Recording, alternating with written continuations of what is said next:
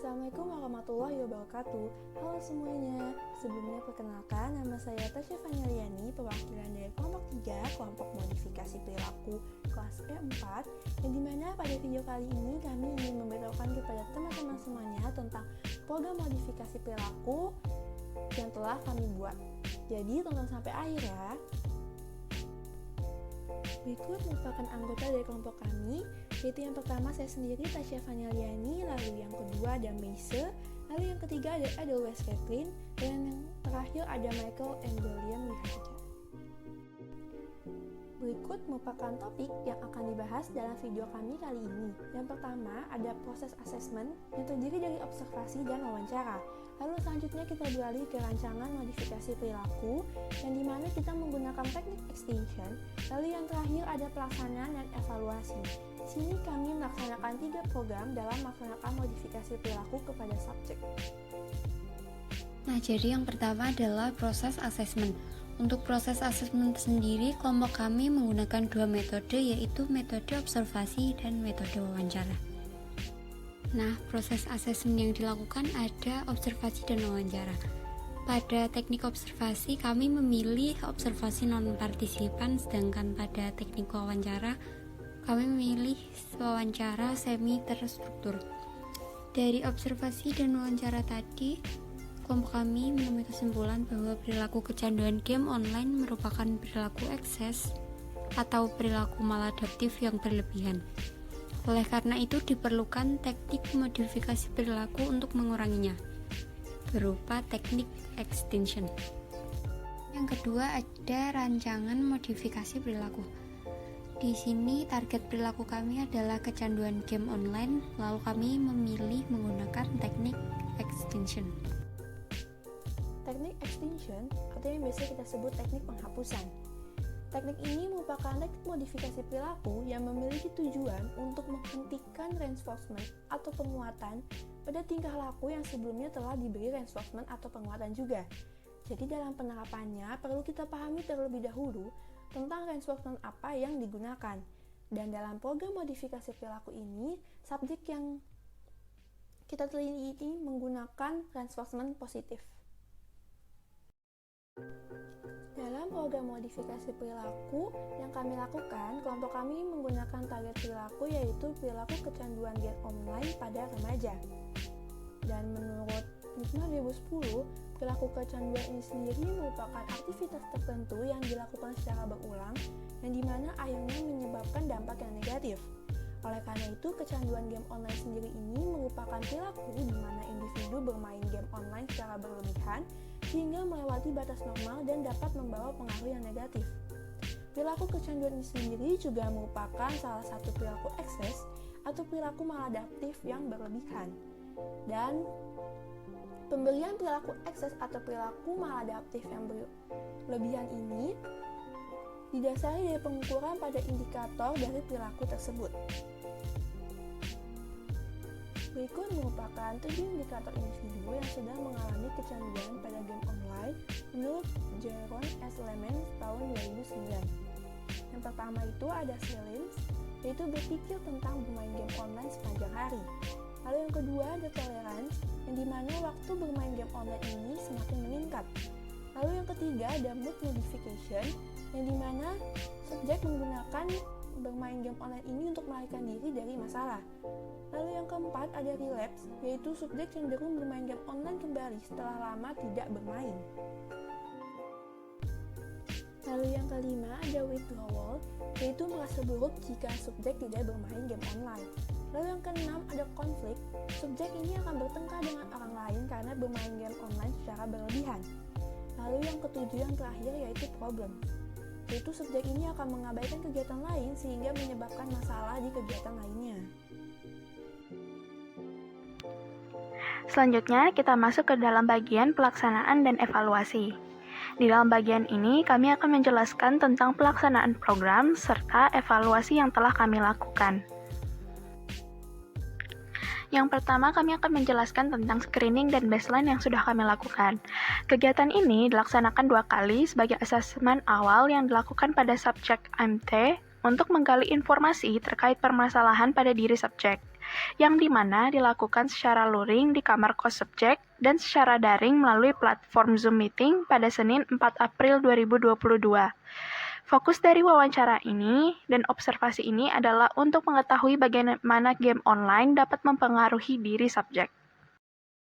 Misal itu ya emang dasarnya saya emang agak memikirkan perasaan orang lain gitu ya. Jadi kalau misal meskipun saya cukup candu dengan game, tapi kalau memang ada orang yang ngajak ngobrol itu saya tetap ladenin gitu. Meskipun ya ngeladeninnya secara tidak sopan gitu, kayak kita ngeladenin mereka sambil main game gitu sebenarnya nggak sopan. Tapi daripada nggak diladenin sama sekali ya, jadi saya mikirnya ya nggak apa-apa, mending diladenin sedikit-sedikit aja gitu sih.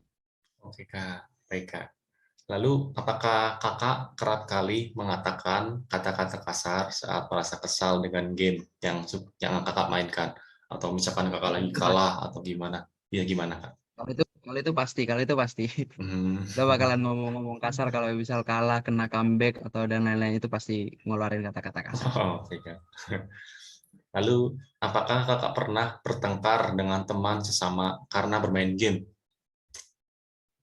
Kalau bertengkarnya itu sih sebenarnya enggak, cuman kayak misal saling kesal-kesalan itu mungkin iya, cuman mikir lagi kayak misal di partian saya di tempat di grup saya bermain itu kan kayak kita udah all out bermain gitu, meskipun kalah kita kesel, tapi itu bukan bisa dijadiin satu alasan untuk berantem sih kalau menurut aku. Jadi nggak ada sih istilah berantem, cuman ya saling kesal-kesalan aja. Next game ya kita fine-fine aja lagi kayak gitu.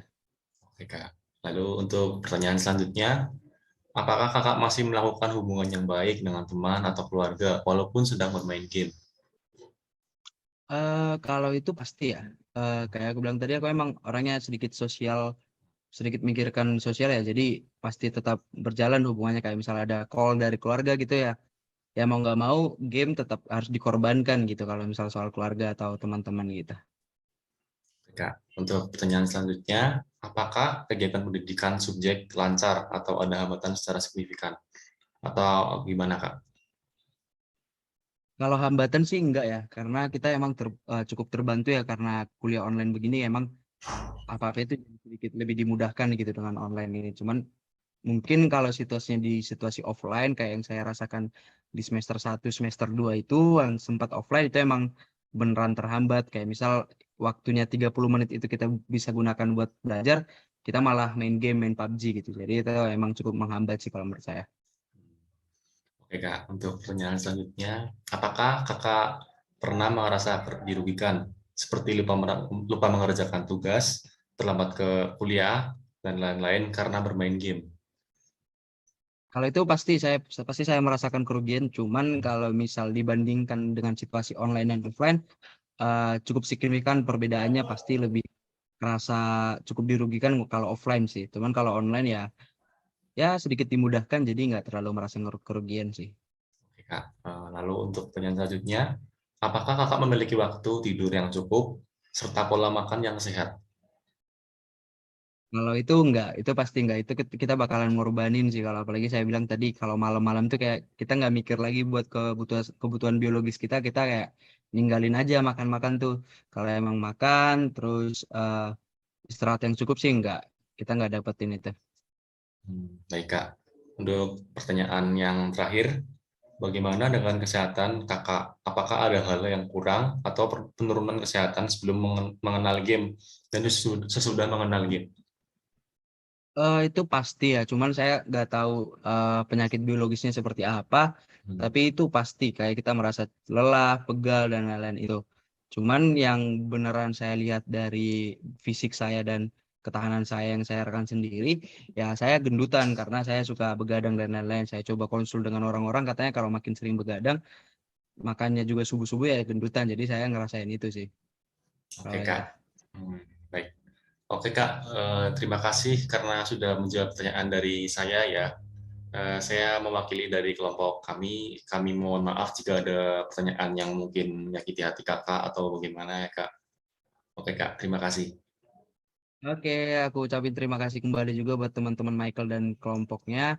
Semoga wawancara ini bermanfaat dan sukses studinya.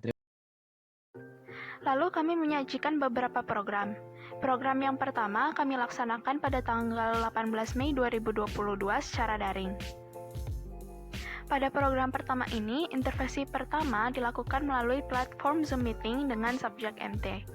Kegiatan ini diawali dengan memberikan tontonan video edukasi sumber dari YouTube mengenai bahaya dari bermain game online secara berlebihan dengan tujuan agar kami mengetahui apakah dari subjek MT sendiri mengalami hal tersebut atau subjek MT sendiri jadi tersadarkan akan dampak negatif dari perilaku kecanduan game online. Selanjutnya, saat video telah habis diputar, kami memberikan kesempatan bagi subjek MT untuk memberikan pendapat atau tanggapannya terkait dengan video yang telah kami tampilkan. Bisa berakibat fatal. Biasanya terjadi karena mengejar target point atau pemain sangat tertarik dengan game tersebut.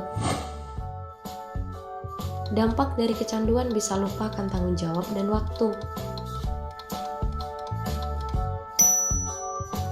Kedua, kesehatan mata. Tentu karena kita sering menatap layar gadget yang memiliki radiasi, bahkan akan lebih berbahaya jika kita menatap terus-menerus.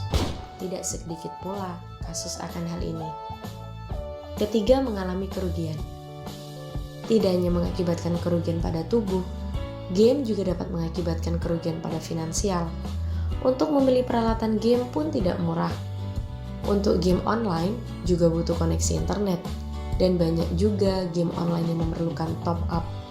Untuk orang yang kecanduan, maka tidak akan ragu lagi untuk top up bahkan jutaan rupiah. Keempat,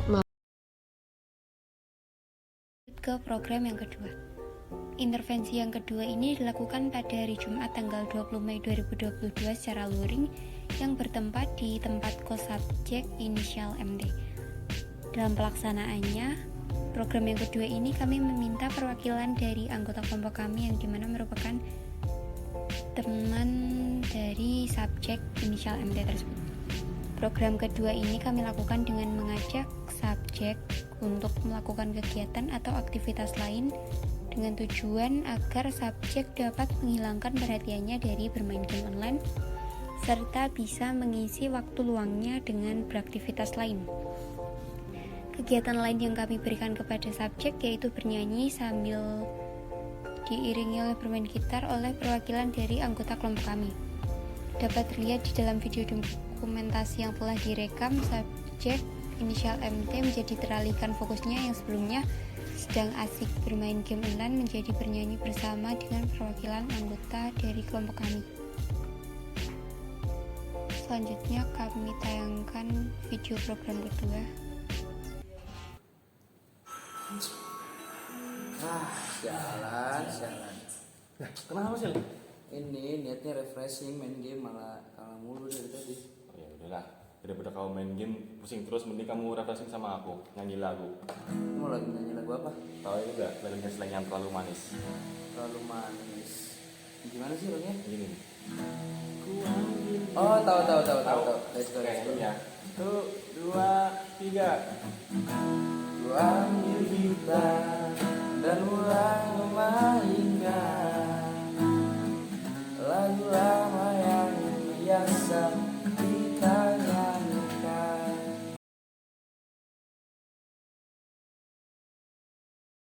Ke program yang ketiga.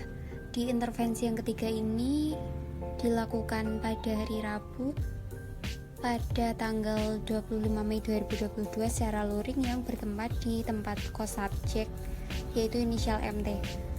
Dalam pelaksanaan program yang ketiga ini kami juga meminta perwakilan dari anggota kelompok kami yang dimana merupakan teman dari subjek yaitu inisial MT untuk membantu berjalannya proses modifikasi perilakunya. Jadi pada program ketiga ini kami lakukan dengan tujuan untuk menguji apakah dari subjek telah dapat mengurangi perilaku kecanduan bermain game online-nya dengan cara tidak memberikan penguatan perilaku kepada subjek.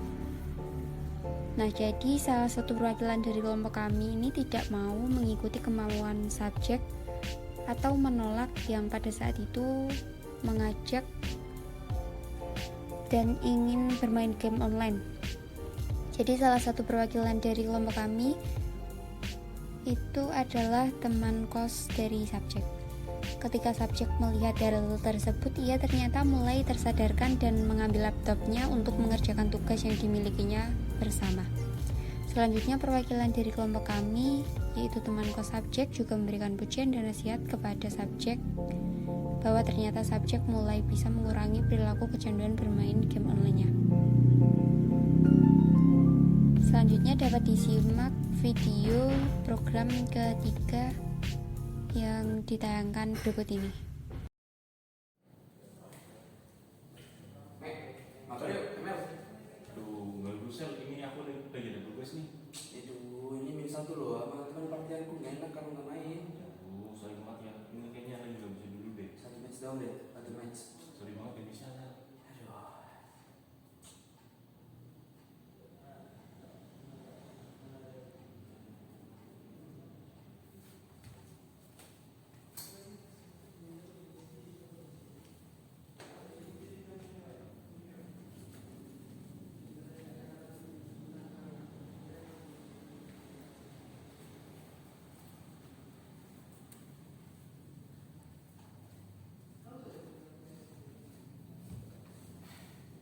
Kamu nggak jadi main ya?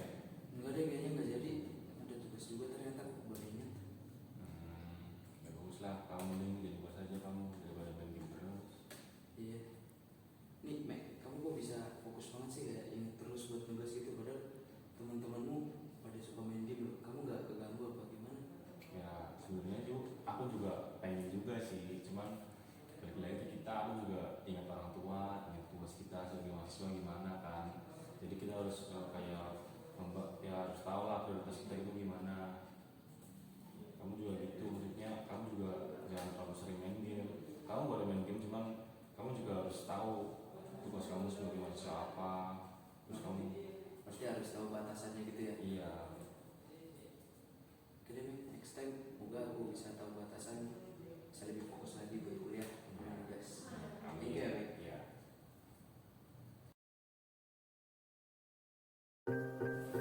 Lalu pada ke program follow up menggunakan media Google Form yang berisikan pertanyaan-pertanyaan mengenai seberapa puas subjek MT melaksanakan program modifikasi perilaku ini. Tujuan dari program ini yaitu untuk mengetahui seberapa berhasil modifikasi perilaku yang kami lakukan terhadap subjek dan sebagai langkah akhir atau penutup program. Evaluasi untuk subjek bernama MT tidak ada, dan subjek merasa bahwa program yang disajikan sudah baik dan dapat membantunya secara fisik maupun psikis dalam mengatasi perilaku kecanduan game online-nya.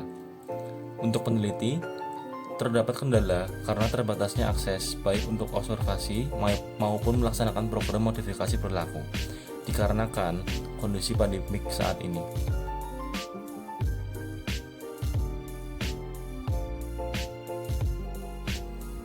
Cukup sekian presentasi dari kelompok 3. Kami mohon maaf jika ada kata-kata yang kurang berkenan bagi hati saudara-saudara sekalian.